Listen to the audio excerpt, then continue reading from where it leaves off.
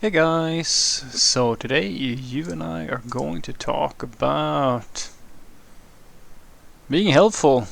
So let's get into it. So the question in question was, Frederick, as a software engineer, when your teammates tries to be helpful by sharing what you already know, would you thank them without letting them know that you already knew it? No. And that is an oddly specific question. Why would I? Well, usually the way I handle it is very simple. Is like when they tell me like something like I already know and so forth, I just try to match the I try to match the attempted courtesy, like because they're trying to help out, right? And I'm trying to reward the interaction that they had with me. It's a general trick that I try to do. It's something that people who have, at least that's what I usually see. People who have a easier time connecting with people and so forth, they understand the communication levels, or like how reciprocal a communication between two people are.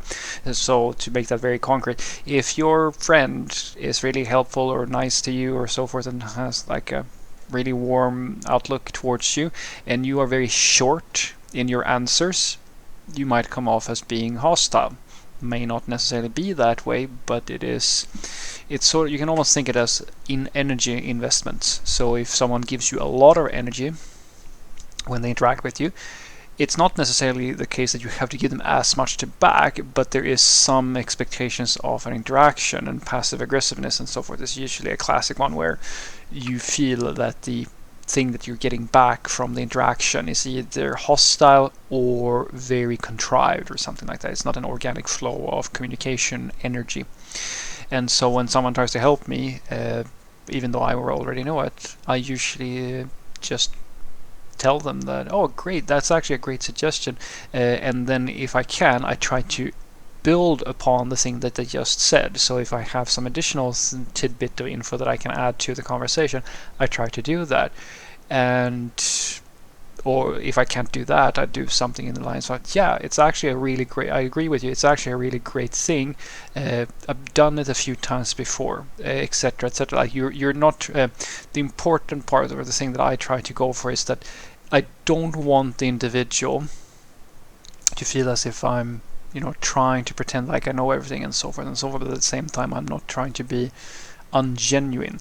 The only time I break this rule is basically if there are very specific circumstances where, you know, you might be dealing with a junior or someone like that, or you might be dealing with someone who has a need to be correct, or like someone who has a need to be the person who gave you like advice, or like knows everything and so forth and so forth.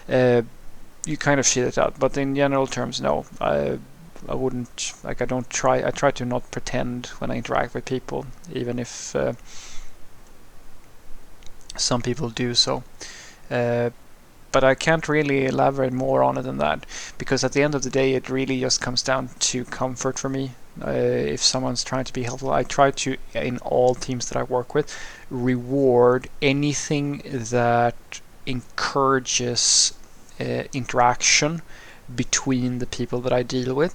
Positive, relaxed, genuine interaction without compromising results, which is the thing that I think is really important, because there is a difference in my world between people who have constructive and meaningful relationships being built between them that actually benefits, like it's a symbiotic relationship, and then you have people who waste time or who use a social interactions as a crutch for delivering results or for doing things well, etc., etc. And that balance is very important. It's a balance act that I try to follow as much as possible, because it's it's a little bit like a reward system, and I'm seeing this work many times over in teams that I deal with. Usually, the teams that do the worst are the teams who can't get this, like who basically are like, these are the teams that where each individual sort of like they work in isolation, they barely ever talk to each other, or like they try to minimize interactions, like they don't even do stand-ups or like anything, like, and even when they do stand-ups it's like super contrived, there's no interest, nobody gives a shit about what the other people are doing, like you're basically just sitting there to wait out until you can leave the meeting. That is not gonna that's it's a systematic problem, and you, in my opinion, you can't sustain a team over time and like product quality and so forth while having that sort of issue.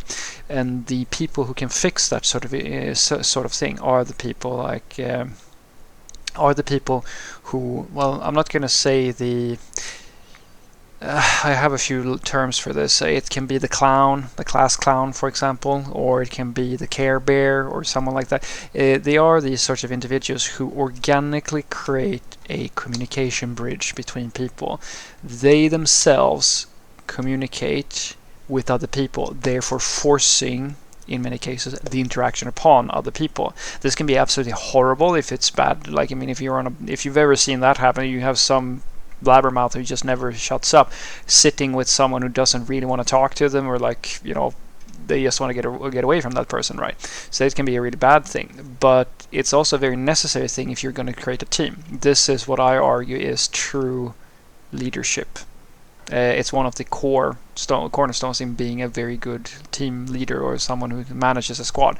If you can't be the glue, or you don't know how to make sure that there is a glue person, it's very difficult to create a team dynamic, because you have to have some way of creating that social lubricant that all humans need in their interactions. So as I said, you might not, you know, if someone is trying to help you, even if you know this thing like a million times, like a million times better than them or whatever, it doesn't really matter. What's important is that you reward the fact that they tried to help you in a proportionate manner and give them genuine, as I like to say, like a genuine reciprocal amount of energy, because that in of itself is a reward. You don't have to pat people on the head because they knew something that you didn't know, because like that's not the goal. The goal is to reward positive social interactions from the people that you work with. So what I want you to take away from this is that no, I usually don't try to, like, even if it's for like a good cause, I try to avoid like being ungenuine if I can, and so forth and so forth. It's not always possible. So if a teammate is trying to help me out and I know the answer, it's not that I don't pretend like I didn't know so that they can feel good about telling me something that I didn't, something that, you know, quote unquote, I didn't know. It's more that I can make them feel good about the fact that they tried to help me. That's a better approach, in my opinion.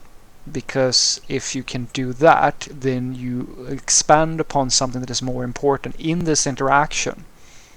Sure, it's great if they told me something I didn't know. If they actually helped me, that's a really great thing. But the fact that they tried was also a great thing, and they should be rewarded for that.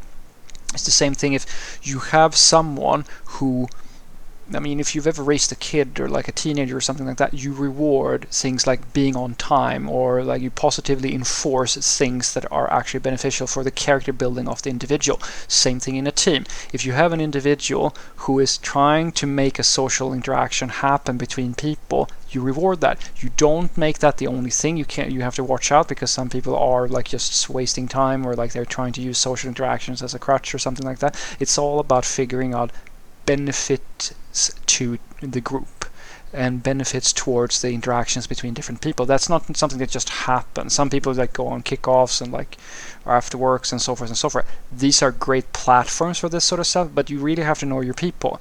And in many cases you'll find that these daily interactions, the water cooler talk or like open forums where you can just talk, these are better platforms for building meaningful relationships between people than having like one sit down after work or something like that. There's no real like one way of doing this, but in general sense that's what I try to go for at the very least. I try to make sure that people feel encouraged to have a social interaction with me as long as it is meaningful. Have a great day.